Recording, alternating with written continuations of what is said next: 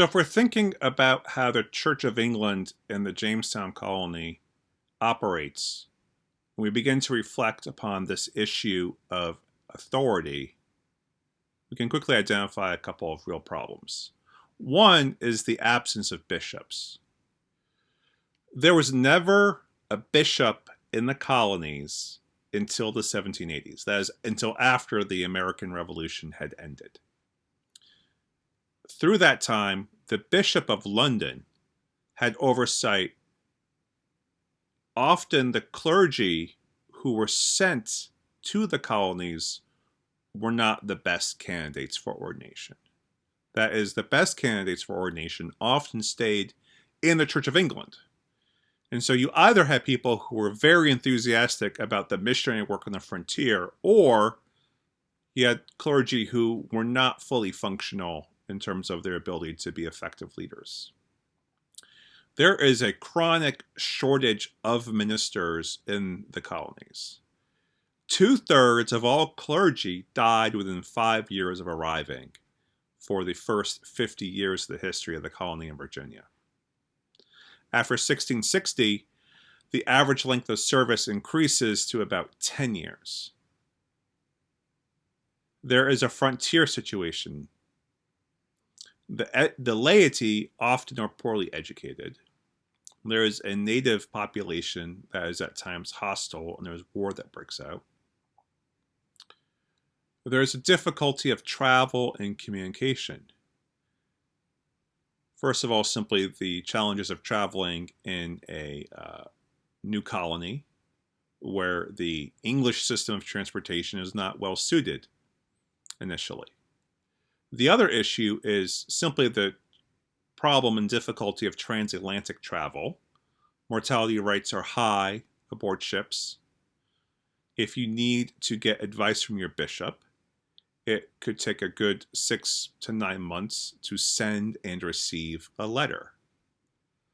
And then there's the difficulty of ordination itself. No one is ever ordained in the Church of England in a colony up through the late 1680s. Rather, candidates are sent back to London for ordination. So, if you've raised up a young man in Virginia who aspires to serve the church, that person has to travel to London. That person then might die en route or on the way back, or decide to stay behind in England and pursue a career there. So all these factors make the thriving of the church in Virginia difficult, and the same for a church that would be in Nova Scotia, or Barbados, or Bermuda, or New York. Wherever we can imagine an English colony functioning, these will be problems until resident bishops come to a particular region. So as a solution, in 1689, Bishop James Compton, the Bishop of London, appoints James Blair as the first commissary for a colony. Now, a commissary was someone who could act as a bishop's personal representative and have the authority to carry out day-to-day functions. So, a commissary could enforce clerical morality. If a cleric was given to gambling, drunkenness, other deeds of immorality, there finally was someone with ecclesiastical authority to deal with the issue. The commissary could also do things like ensure clergy were paid well and on a regular basis. The irregular pay of clergy in the colonial context was a great hindrance to recruiting effective clergy. And there could be an opportunity now to really recruit good, ideal candidates for ordination. By attending to clergy development and wellness, more clergy might be enticed to come to these areas.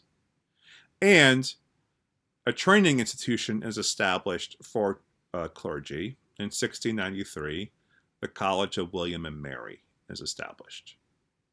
These are all really effective means of helping to ensure validity, vitality for clergy. I think I might have misspoken a minute ago when I said that you don't have bishops in certain regions until the 1680s. I actually meant the 1780s. We're talking about Samuel Seabury, William White in the Episcopal Church, and then Bishop Inglis for the church in Canada in the 1680s. Moving on, here's some things commissaries couldn't do. They couldn't perform episcopal functions. They could not confirm people. They could not ordain people.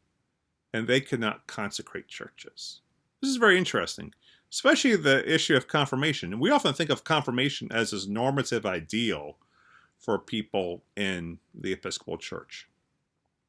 But this means we have several centuries of no one being confirmed in any churches in the United States unless they somehow traveled back to England and were confirmed by a bishop there. That was very rare. This also meant that any church that's built is built without being consecrated, which isn't a huge deal. We could still do worship, but these regular episcopal functions simply don't exist. Commissaries could do very useful things for the corporate life of the church, though. They could convene ecclesiastical courts to ensure that clergy are disciplined properly. They can do effective visitation of parishes to attend to the needs and concerns of local communities. And they can convene clerical conventions. They can begin to draw clergy together for deliberation and development. Not surprisingly, when James Blair arrives in Virginia, he allies himself with a planter class. If we're following an establishment model, Blair, as representative of the bishop, is on the same level as the leading authorities in the colony. He is very invested in local control being exercised through vestries. And he really wants to ensure that the Virginia legislature, the General Assembly, will be effective in helping to shape church life. So there's this real interesting dynamic. Blair wants to encourage local development and control through the vestry system, and he wants the legislature, much like Parliament back in England, to help support the life of the church in the colony. This makes sense if we understand that Blair is a Whig. A Whig was an emerging political party in England that believed in the process of checks and balances for the exercise of authority.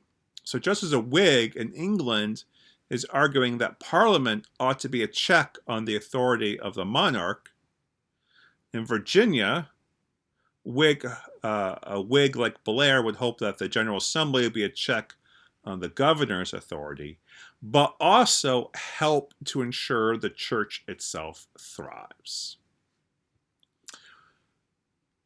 I hope this gives you a good insight into how some of the problems are solved in the early colonial context and begins to plant a seed for you of why the Episcopal Church is beginning to develop certain characteristics and qualities that we might not find in a typical expression in the Church of England itself.